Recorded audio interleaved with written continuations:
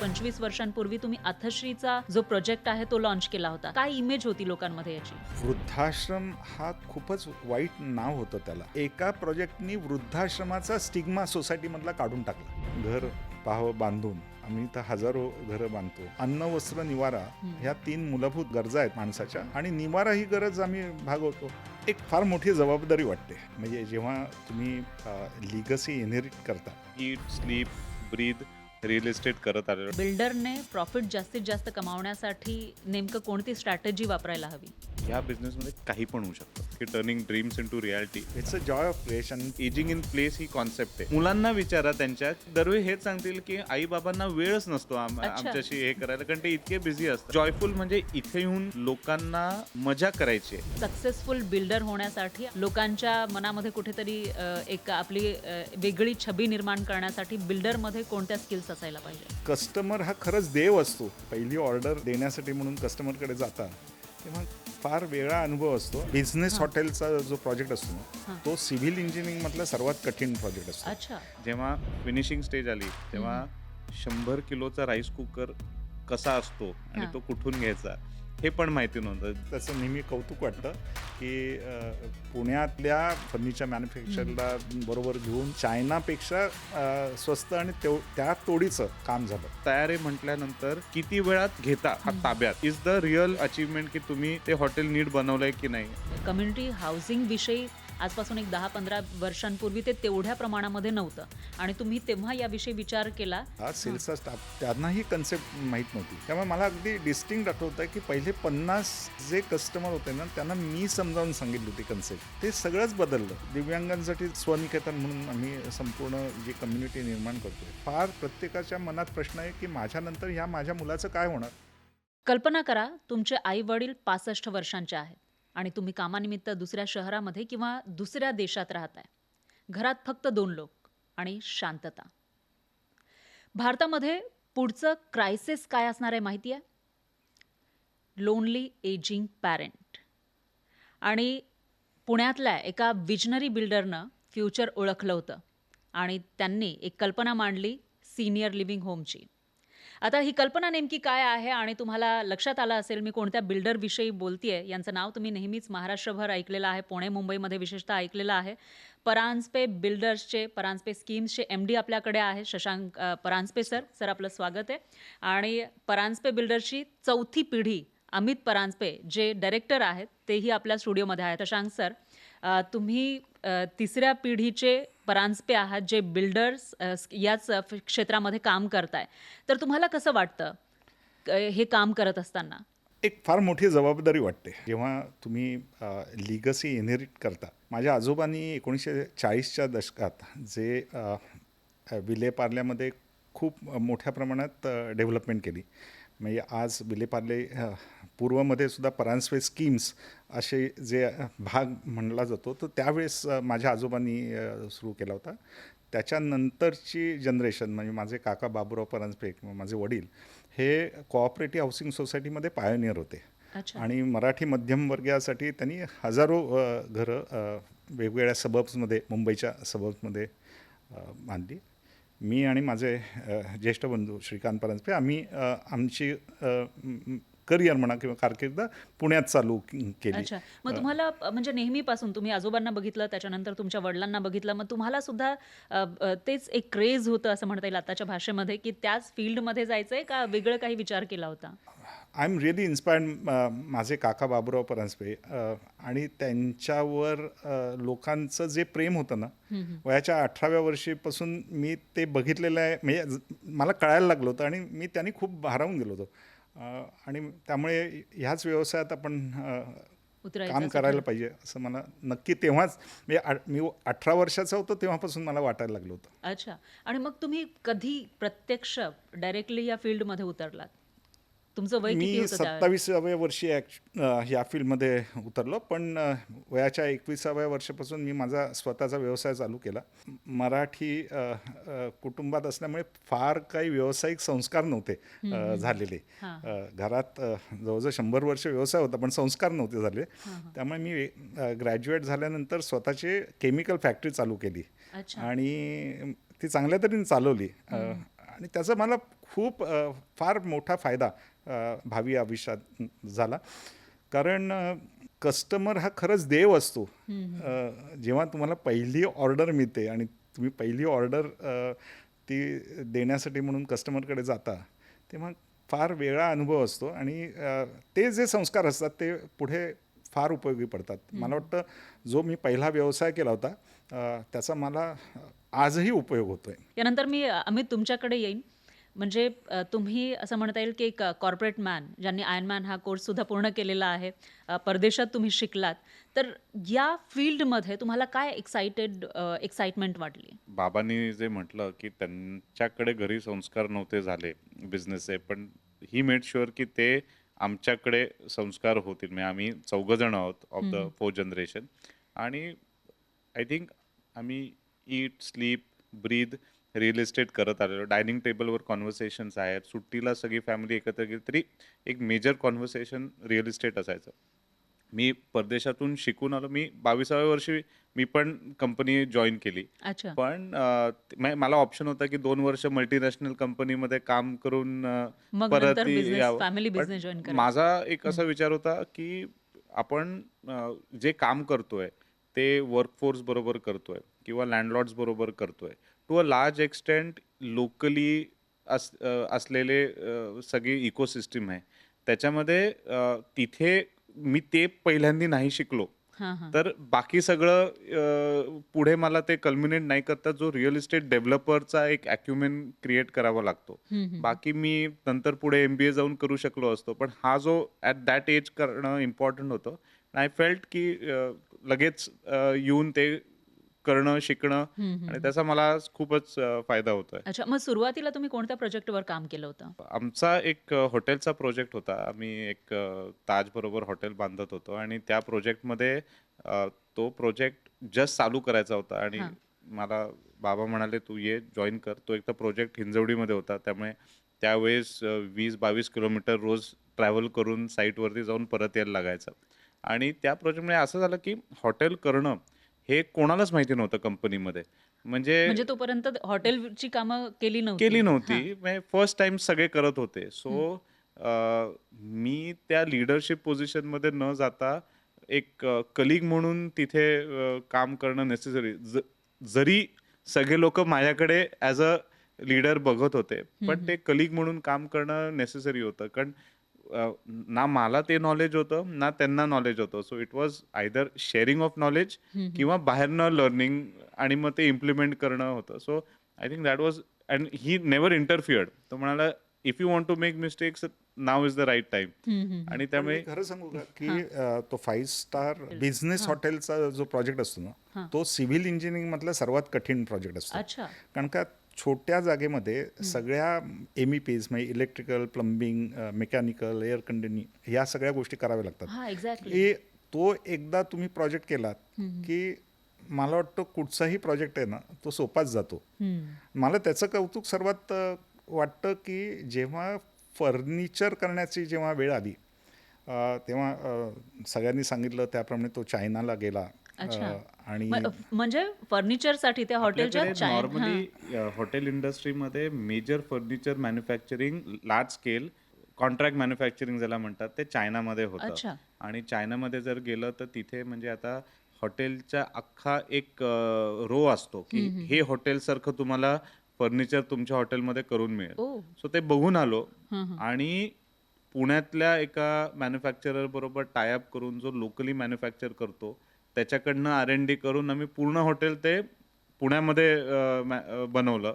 आणि I think that was the greatest achievement. कारण 95% of that hotel is built in Maharashtra from raw materials used in Maharashtra. त्या कॉस्टमध्ये म्हणजे ते मला खूपच त्याचं नेहमी कौतुक वाटतं की पुण्यातल्या फर्निचर मॅन्युफॅक्चरला बरोबर घेऊन चायनापेक्षा स्वस्त आणि त्या तोडीचं काम झालं. पण चायनाबरोबर कम्पीट करू शकत नाही प्राइसिंगमध्ये.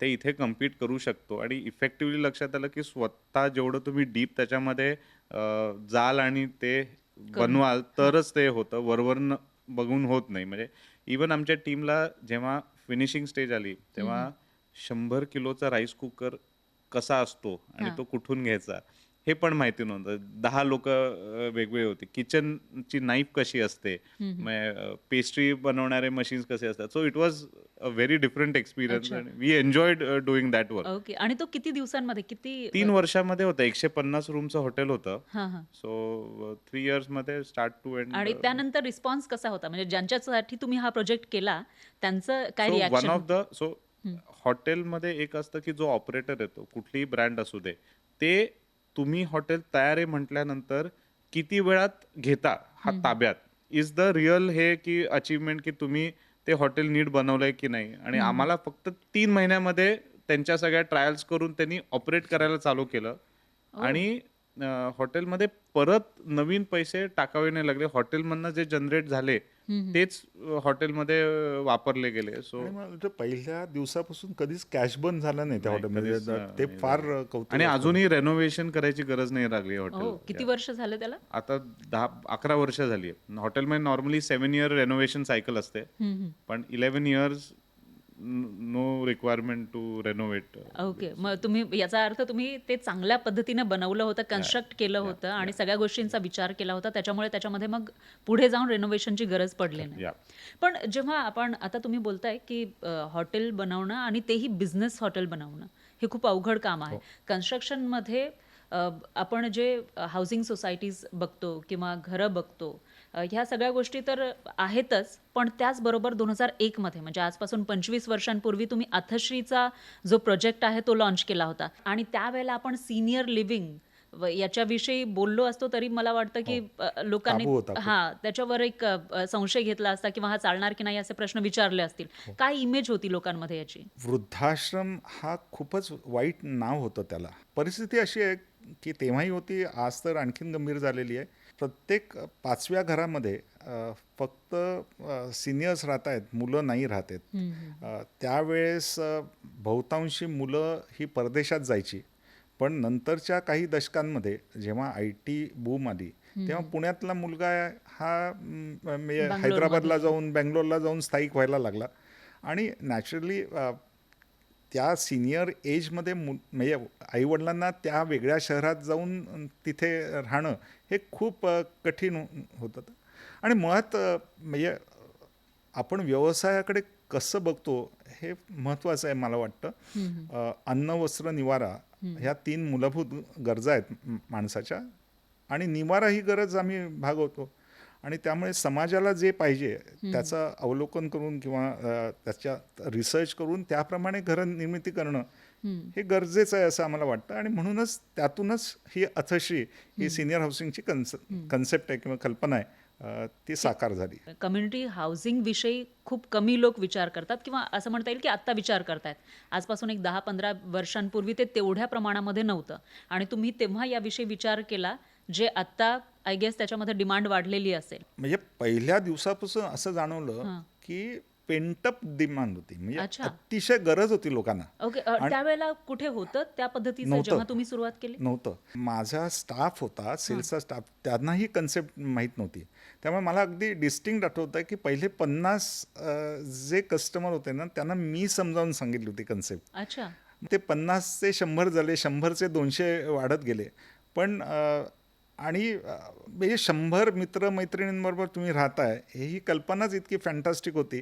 म्हणजे प्रत्येकजण स्वतःच्या मित्रांना घेऊनच अथर्शीमध्ये राहायला लागलं. अच्छा. म्हणजे त्याच्यामुळे असं झालं की जरी लोनलीनेस घरामध्ये असला तरी सुद्धा एक फ्रेंडशिप, त्यांच्या वयाचे मित्र-मैत्रिणी त्यांना त्या ठिकाणी भेटत होते.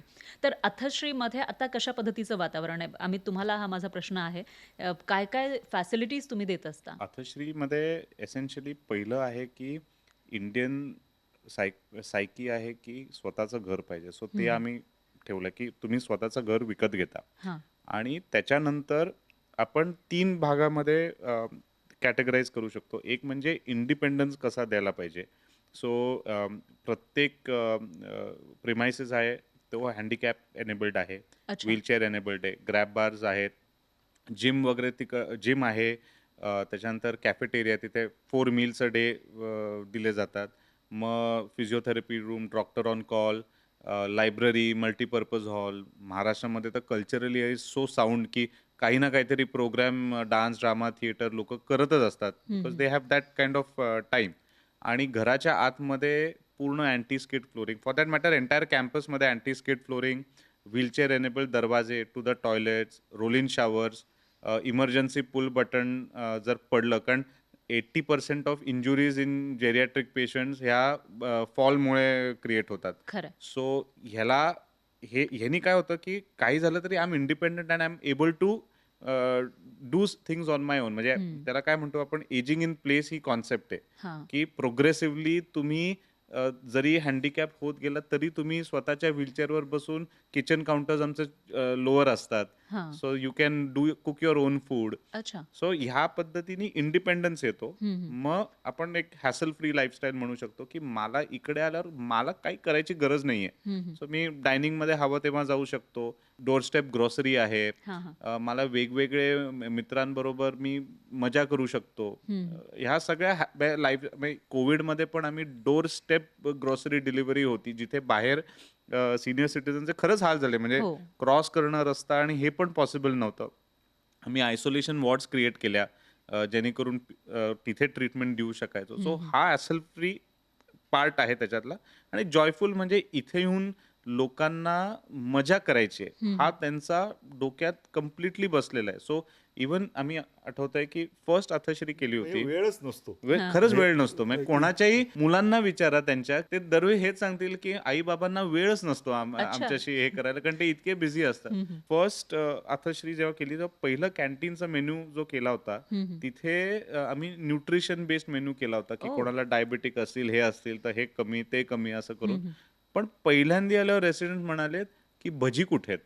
अच्छा. आम्ही इथे राहायला आलेलो आहे की आम्हाला जे आम्हाला हवं तशा पद्धतीने आयुष्य जगता येईल. हां. हां. सो ते आमच्या इनग्रेन झालं की if I have to make one more Athashri and one more, की हा इम्पॉर्टंट प्रिन्सिपल आहे to build it. So that's how आम्ही प्रोजेक्टकडे बघतो, डिझाईन वाईज आणि ऑपरेशन्सच्या दृष्टीने पण असंच बघतो. अच्छा. पण ज्या वेळेला तुम्ही याविषयी विचार करत होता, डिसिजन घेत होतात, त्यावेळेला हे किती टफ होतं? पहिल्या अथर्शीचं जेव्हा उद्घाटन झालं, हां. तेव्हा एक आजी अशा मला शोधत शोधत आल्या अच्छा. आणि त्या म्हणाल्या, शशांक तुला आठवत नसेल पण तू मला सगळं मला सांगितलं होतं ही कन्सेप्ट आणि मला खूप आवडली. आणि मी लगेच तेव्हा मी 25,000चा चेक घ्यायचो.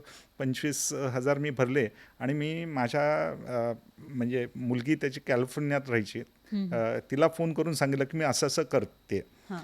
त्याबरोबर ती रडायला लागली ओ. की तू का तिथे त्या वृद्धाश्रमात जातेस, तुला मी इकडे बोलवते पण तुला यायचं नाही. त्यांना इतकं भरून आलं होतं तो फ्लॅट हे करताना. ते म्हणाले तरीसुद्धा मी कॅन्सल नाही केला. हळूहळू मी पैसे भरत राहिले आणि आज मी माझ्या मुलीला आणि जावयाला बोलवणार आहे की माझं घर कसं आहे ते बघ. असे इतके विलक्षण अनुभव आले. सुरुवातीला ज्या वेळेला लोक इथे राहायला येत होते किंवा खरेदी करण्यासाठी येत होते, त्यावेळेला त्यांचं नेमकं काय म्हणणं असायचं? पहिला प्रश्न काय असायचा? त्यांना पहिली एक ॲप्रिहेन्शन असं होतं की आपण ह्या वयामध्ये एका वेगळ्या कम्युनिटीमध्ये जातोय आणि तिथे आपल्याला आवडेल का. पण पहिली अथश्री झाल्यानंतर आता एका प्रोजेक्टनी, म्हणजे मला खूप अभिमान वाटायला काही हरकत नाही, एका प्रोजेक्टनी वृद्धाश्रमाचा स्टिग्मा सोसायटीमधला काढून टाकला. अतिशय एन्व्हिएबल, म्हणजे असं लाईफस्टाईल ते जगतात. इन्स्टावर ट्रेंड आहे सॉफ्ट लाईफ लिव्हिंग, आणि त्याच पद्धतीनं अथश्रीमध्ये हे सिनियर्स आपलं जीवन जगतायत असं दिसतंय. त्याच वेळेला डिमांड विषयी विचार करायला गेलो. आपण बिझनेस करतो म्हटल्यानंतर डिमांडचा सुद्धा, मार्केटचाही विचार केला जातो आणि तुम्ही त्या सगळ्या गोष्टी बघताय. तर आत्ता अथश्रीला किती मोठ्या प्रमाणामध्ये डिमांड आहे? आय थिंक डिमांड बघताना मायक्रो पॉप्युलेशनचा जर विचार केला तर नंबर्स आर स्टॅगरिंग. म्हणजे डिमांड इज ऑलरेडी एस्टॅब्लिश. 60% आज सिनियर सिटीजन पॉप्युलेशन इंडियाचं आहे. ते 15% होणार आहे 2030 पर्यंत. 2050 पर्यंत 22% होणार आहे. Entire population of India, 22% of that, all concentrated in tier 2 and tier 1 cities eventually to a large extent. हे जर बघितलं तर आम्ही जे करतोय ते मिनिस्क्युल आहे आता in terms of demand and supply. फक्त एक काय चेंज होणार आहे की आत्तापर्यंत जे सिनियर लिव्हिंग जे आम्ही करत आलो, हे कस्टमरच्या रिॲक्टिव्ह डिसिजन्सवर करत आलोय. मुलं परदेशी गेली किंवा दुसऱ्या शहरात गेली, हेल्थ इश्यू झाला किंवा लॉस ऑफ स्पाऊस होतं, हे डिसिजन्सनी सिनियर लिव्हिंगमध्ये पहिलं विचार करावे लागतात. आता जे येतील पुढच्या 10-15 वर्षात, हे आमचं लाईफस्टाईल आम्हाला दिसतंय की ह्या पद्धतीने आम्ही करू, त्या पद्धतीने आम्ही ह्याच्यात एंटर करणार आहोत. त्यामुळे ते जे स्पेसिफिकेशन करायला जाऊ आता, ते कम्प्लिटली लाईफस्टाईल बेस असेल. म्हणजे आम्ही आता फर्स्ट टाइम बरोड्यामधला आमची आताश्री डिलिव्हर केली सेकंड फेज. त्याच्यामध्ये आम्ही पिकल बॉल कोर्ट दिलाय. एक्साइटमेंट एक वेगळी. एक्साइटमेंट. हां. आणि तिकडे सगळे टेनिस खेळणारी लोक आहेत. सो दे अच्छा. वर व्हेरी एक्साइटेड की पिकल बॉल मध्ये ह्या वयात आम्ही कसं करू शकतो. आणि मी दुपारी 12 वाजता तिथे इनॉग्रेट केलं ते. 1.5 तास लोक तिकडे खेळत होती म्हणजे उन्हामुळे. So they were so happy and interesting very. And that is the way senior living will have to be looked at. Shashank sir, म्हणजे आता जसं अमितने सांगितलं की एक 20-22% लोक हे काही वर्षांमध्ये सिनियर सिटिझन्स होतील, तर तुम्हाला त्यावेळेला हे $1 बिलियन मार्केट दिसलं होतं का? जर एक बिझनेसमॅनच्या पर्स्पेक्टिव्हने विचार केला तर. हे करायचं जेव्हा ठरवलं तेव्हा मी परदेशात अनेक ठिकाणी गेलो, म्हणजे US मध्ये गेलो, UK मध्ये गेलो, ऑस्ट्रेलियामध्ये गेलो. तिथे काय होतं आणि तिकडे ते ऑलरेडी डेव्हलप्ड मार्केट होतं. म्हणजे मला खात्री होती फार मोठं मार्केट होईल. आम्ही बघितलं तर जवळजवळ 5,000 सिनियर सिटीजन आमच्या वेगवेगळ्या प्रकल्पांमध्ये राहत आहेत आत्ता. अर्थात आपल्याकडे तो कन्सेप्ट रुजायला थोडा वेळ लागला, पण आता असं वाटतंय डिमांड आहे. डिमांड आहे, भरभरून प्रतिसाद येईल. आता यूथ हा एक लक्झरी हाऊसेस बघतोय, पण पुढे जाऊन ते प्रीमियम कम्युनिटी आहे का आपल्या आजूबाजूला हे बघतील. तर त्या सगळे जे प्रीमियम कम्युनिटीच्या गरजा आहेत किंवा पुढे जाऊन हे लोक आत्ताचे जेनझी आहेत ते समजा एक 30-35 वर्षांनी हे होतील, सिनियर सिटिझन्स होतील, तर त्यांच्या गरजा पूर्ण करू शकेल का? मला असं वाटतंय की घरं छोटी होतील by the time he Gen Z मोठे होतील आणि सिनियर सिटीजन होतील. जेवढं काही तुम्ही कम्युनिटी बेस्ड करू शकाल, तेवढं people will spend more time outside the house to a large extent. Gen Z आहे ही सस्टेनेबिलिटीवर खूप फोकस्ड आहे. म्हणजे त्यांना एन्व्हायरमेंट आणि ह्या सगळ्याच्या त्याला खूप अटॅचमेंट आहे. So they would like to have those features, energy saving features, even in a place like Athashri at that age. That's what I see effectively happening. आणि मला वाटतं स्वतःचं घर स्वतः मॅनेज करता येईल, कारण अशी भावना नक्की असेल, कारण का त्यावेळेस खरंच ते चॅलेंज असेल. खरं आहे. म्हणजे काय होतं की मिलेनियल म्हणू शकतो जी कॅटेगरी आहे, त्या कॅटेगरीमध्ये मोठं घर आणि इफेक्टिव्हली मॅनेज करूनच दमतात. असं at the end of that cycle होतं. तसं त्या जेनझीमध्ये पण इट विल गो अप. म्हणजे that trend will always be that की you go up as aspirational होत जातं. तसं तुम्ही मोठं घर घ्याल and at some point of time when all those needs are met, you will taper down to something which is easily manageable and accessible. Normally जे काही इझी आहे ते सगळेच बनवतात. छोटी घरं असतील किंवा मोठे घर सुद्धा एक ज्या पद्धतीनं लोकांना हवं असेल त्या पद्धतीनं हाऊसिंग सोसायटीज या आता बिल्ड होत आहेत, सोसायटीज बनवल्या जात आहेत. पण त्याच वेळेला तुम्ही वेगळा विचार केला, म्हणजे अथश्रीविषयी सिनियर लिव्हिंगसाठी तुम्ही विचार केला. त्याच्यानंतर एक आणखी एक प्रश्न आपण आधी बोललो होतो की आपले जे भारताचे CGI आहेत, फॉर्मर CGI आहेत, त्यांच्या मुलांच्या एक ते दिव्यांग असल्यामुळं त्यांना घर मिळत नाही असं त्यांनी अनेक वेळा सांगितलेलं आहे. तर त्यांच्यासाठी सुद्धा अशी जी मुलं आहेत त्यांच्यासाठी सुद्धा तुम्ही एक सोसायटी बनवताय. तर हे वेगळं विचार करण्यामागे नेमकी काय आयडिया असते परांजपे बिल्डरची? एक तर लोक आमच्यावर विश्वास ठेवतात. हां. म्हणजे एखादी पूर्णपणे वेगळी जीवनशैली किंवा कन्सेप्ट आणणं हे पहिल्यांदी लोकांनी स्वीकारलं पाहिजे. त्यामुळे जर आम्ही ते आणत असलो तर तो प्रॉजेक्ट आम्ही पूर्णत्वाला नेऊ ही खात्री असते. हां. आणि दुसरी गोष्ट अशी आहे की मी आधी सांगितलं तसं की खरंच म्हणजे सोसायटीला जे पाहिजे ते करण्याची अतिशय गरज आहे. दिव्यांगांसाठी जे आत्ता स्वनिकेतन म्हणून आम्ही संपूर्ण जी कम्युनिटी निर्माण करतोय, ती त्यांच्यासाठी आणि त्यांच्या पेरेंट्ससाठी आहे. कारण का हा फार प्रत्येकाच्या मनात प्रश्न आहे की माझ्यानंतर ह्या माझ्या मुलाचं काय होणार. आणि अशा तऱ्हेचे जे प्रश्न आहेत ते खूपसे आत्ता त्याला उत्तरं नाही आहेत सोसायटीमध्ये.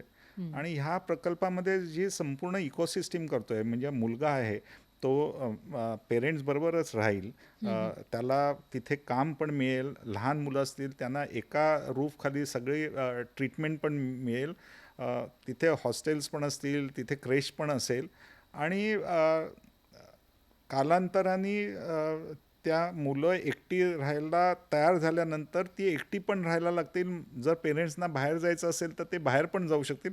म्हणजे जे जे प्रश्न आहेत पेरेंट्सना पडलेले त्याची सगळी उत्तरं देणारा असा अतिशय पथदर्शक असा प्रकल्प आहे. म्हणजे त्यांच्या ज्या काही गरजा आहेत त्या फुलफिल होतील तिथे. काळजांचं म्हणजे सगळी उत्तरं मिळतील आणि गरजांचं फुलफिलमेंट होईल त्यांची. जेव्हा लोक घर घ्यायचा प्लॅनिंग करतात तेव्हा प्राइसेस सुद्धा बघतात. तर मग अथश्री आणि स्वनिकेतनमधली जी घरं आहेत ती नॉर्मल घरांपेक्षा प्राइसच्या मानाने कशी आहेत? सी अथश्री ॲज अ फिलॉसॉफी आपण जर बघितलं सिनियर लिव्हिंग, सो आम्हाला अजूनही असं वाटतं की ती साधारण 15 ते 20 किलोमीटर सिटी सेंटरपासून पाहिजे. अच्छा. त्याचं एक मूळ कारण असं आहे की जर आता आपण पुण्याचं बघितलं तर कर्वे रोडवर जर घर असेल तर साधारण 1.5 कोटीला घर रफली जातं, 2 बेडरूम. हाच आम्ही अथश्रीचा प्रोजेक्ट भुगावमध्ये करतो, त्यामुळे ते घर 75 लाखाला जातं आणि मग तो 75 लाख आपण डाऊनसाइज करून ते 75 लाख स्टील सेव्हिंग्स त्यांच्यासाठी होतात. सो हा एक इम्पॉर्टंट फॅक्टर आहे from a point of view of पुढचं प्लॅनिंग फायनान्शियली कसं करायचं. पण ह्याच वेळा ते घर थोडं प्रीमियम असतं कारण 20 किंवा 30% जास्त कॉमन एरिया प्रोजेक्ट डिझाईनमध्ये जाते. कारण डबल लोडेड कॉरिडॉर असतात, 2 व्हीलचेअर जाऊ शकायला पाहिजेत.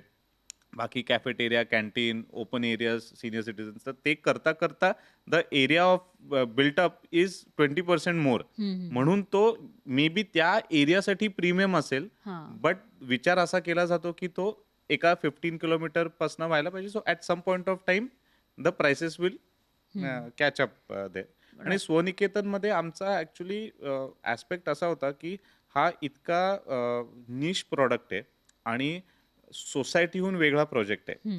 सो आम्हाला डेफिनेटली आमच्या त्या आम्ही कुठेही 31 किलोमीटर लांब हा प्रोजेक्ट केला असता आणि तो बनवला असता, पण वी वर व्हेरी शुअर की तो आम्हाला इन्क्लुझिव्ह कम्युनिटीमध्ये एक्सक्लुझिव्ह प्रॉडक्ट करायचा होता. म्हणून आम्ही आमच्या टाउनशिपमध्येच केलाय, जिथे रेग्युलर बंगले आहेत, अपार्टमेंट्स आहेत, अथश्री आहे, तिथेच हा स्वनिकेतन केलाय.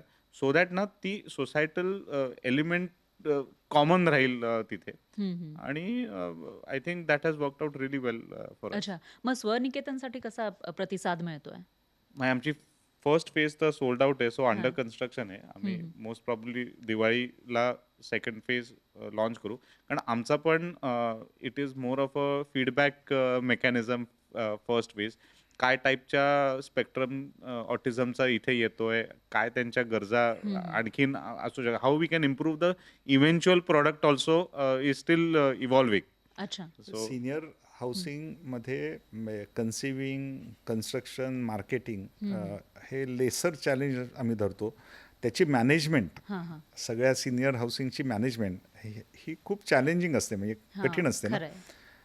त्याच्यापेक्षा दसपट कठीण ही ऑटिस्टिक किंवा दिव्यांग मुलं आहेत त्यांच्यासाठी खास जे काही करतोय ती मॅनेजमेंट फार कठीण आहे. कठीण आहे, खूप मोठी जबाबदारी येते. प्रॉडक्टमध्ये समजा ऑटिस्टिक मुलं, डिफरंटली एबल्ड मुलाला एक स्पेसिफिक कलर समजत असेल, तर आम्हाला इफेक्टिव्हली त्या लॉबीपासनं त्याला जर इंडिपेंडेंटली त्याच्या थेरपी क्लासला जर पोचवायचं असेल तर लिफ्टपासनं थेरपी क्लासवर आम्हाला एखाद वेळेस ब्लू टेप फ्लोअरला लावावी लागेल. सो जसा तो इफेक्टिव्ह सगळी लोक जेव्हा ॲक्च्युली राहायला यायच्या आधी आम्हाला ह्या सगळ्या ट्विक्स त्या प्रॉडक्टमध्ये करावे लागतील. सो हा विचार ॲक्च्युली खूप वेगळाच करावा लागेल. खूपच म्हणजे तुम्ही बघितलं तर त्या इव्हन घराची म्हणजे फ्लॅटची रचना खूप वेगळी आहे. कारण नॉर्मल घरांपेक्षा ते फ्लॅट्स वेगळे आहेत. त्याला 2 दरवाजे आहेत. म्हणजे एक खोली आहे ती खास या खास मुलासाठी आहे, ज्याला बाहेरून केअर गिव्हर येऊन त्याला केअर देऊ शकेल. म्हणजे पेरेंट्स जरी नसले, पेरेंट्स काम करायला जरी गेलेले असले तरी तो मुलगा त्याच्या घरातच असेल आणि we taken care of that. आणि हे कॉम्प्लेक्स म्हणजे it will be at par with any other residential complex. So तिथे जिम दिलंय, स्विमिंग पूल, ऑल फॅसिलिटीज ज्या regular housing which will make the parents also feel की मी एका regular कॉम्प्लेक्समध्ये राहतोय. So we have taken care of that also well अच्छा. Planning. आणि काय वाटतं हे जे प्रोजेक्ट आहे यांचं फ्युचर नेमकं काय असेल? आणि परांजपे बिल्डर म्हणजे पर्यंत तुम्ही इथपर्यंत आलात. परांजपे बिल्डर पुढच्या 10 वर्षात कुठे असतील? अथशी जेव्हा आम्ही चालू केलं ना तेव्हा हा पथदर्शक प्रोजेक्ट करायचा असंच मनात होतं आणि खरंच सांगतो की अथशीच्या सक्सेसनी इम्प्रेस होऊन भारतभर सिनियर हाऊसिंग सुरू केलं आहे. आणि प्रत्येकजण म्हणजे अगदी कॉन्फिडेंटली सांगतो की सर तुमचं बघूनच आम्ही केलं आहे आणि खूप चांगलं झालं आहे. म्हणजे त्यानंतर इतरांनी सुद्धा सुरुवात केली. हो, अनेक शहरांमध्ये अनेक व्यावसायिकांनी ते चालू केलेलं आहे आणि खूप चांगलं काम करत आहेत ते. स्वनिकेतनच्या बाबतीमध्ये पण खरंच मनापासून इच्छा अशी आहे की हा प्रोजेक्ट जेव्हा सक्सेस होईल तेव्हा आमच्यासारखे अनेक विकसक ह्यात इंटरेस्ट घेतील आणि वेगवेगळ्या शहरांमध्ये अशा तऱ्हेच्या फॅसिलिटीज निर्माण होतील आणि ही मुलं आणि त्यांच्या पेरेंटची समस्या आहे ना ही मुळापासून संपेल. सक्सेसफुल बिल्डर होण्यासाठी आणि त्याच्यातही अशा पद्धतीचे वेगवेगळे प्रोजेक्ट बनवून लोकांच्या मनामध्ये कुठेतरी एक आपली वेगळी छबी निर्माण करण्यासाठी बिल्डरमध्ये कोणत्या स्किल्स असायला पाहिजे? मराठीत म्हण आहे, घर पाहावं बांधून. आम्ही तर हजारो घरं बांधतो आणि इतके चॅलेंजेस असतात. रोज वेगळ्या तऱ्हेचे चॅलेंजेस असतात. आता तुम्ही म्हटलं तर महिनाभर RMCचे प्लॅन्टच बंद आहेत.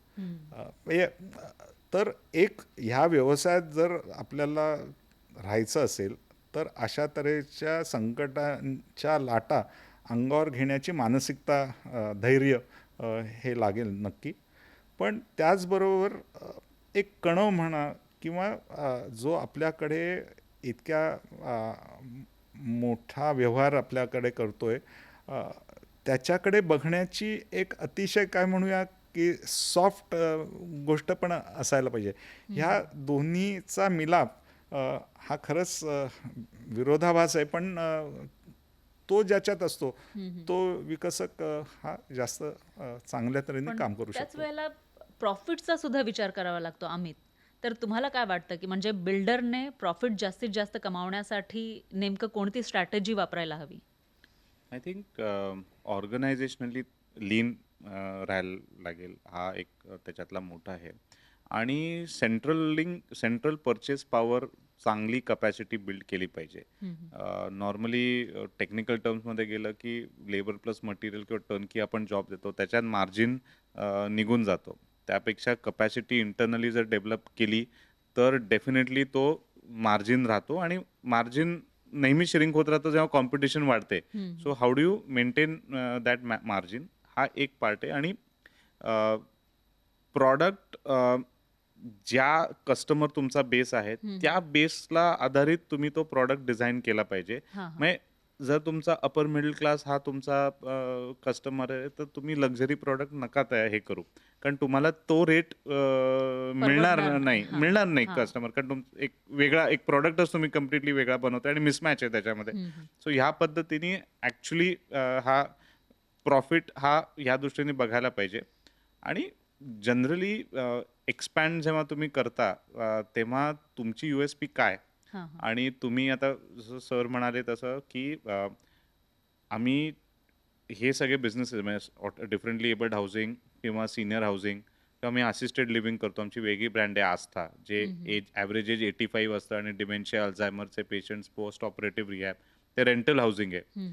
220 बेड्स आहेत आमच्या. किंवा आम्ही रिडेव्हलपमेंट करतो पण व्हेरी स्पेसिफिक की आम्हाला सगळे प्रोजेक्ट ना IGBC platinum rated green build करायचे.